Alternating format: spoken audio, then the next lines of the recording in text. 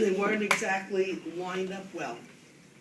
Okay, that happens because, well, it's limited in how much their legs can cross because they're wearing a pelvic band.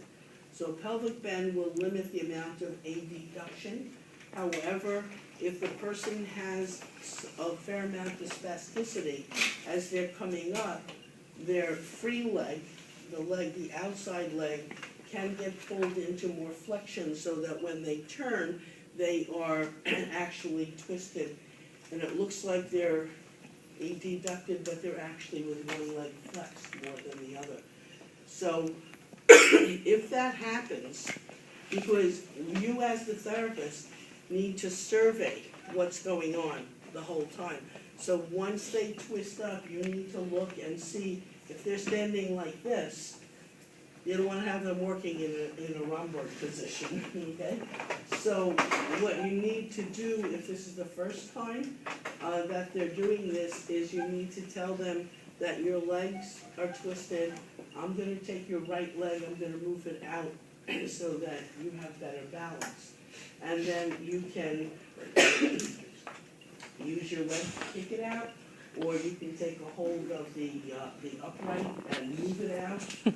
But don't try to have them, if they're in this position, don't try and get them to balance. It ain't gonna happen. They're gonna twist out, they're gonna torque out and fall.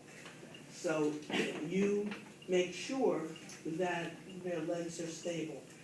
Now, what happens is someone who has a spinal cord injury, I call it, can shimmy their legs a little bit. And it's really, moving your head to one side, shifting your weight onto one leg, and you can pull the other leg around so that if you came up and you're like this, okay, you can hold on, instead of doing this, you can hold on to both armrests, and you can twist, you can do all kinds of things. You can get closer, and then once you're okay, then you can continue with this, okay? But if your legs are really crossed, the therapist, especially if it's the first time, or the second time, or the third time, because it takes a long time to get this done, will need to intervene, okay? Questions?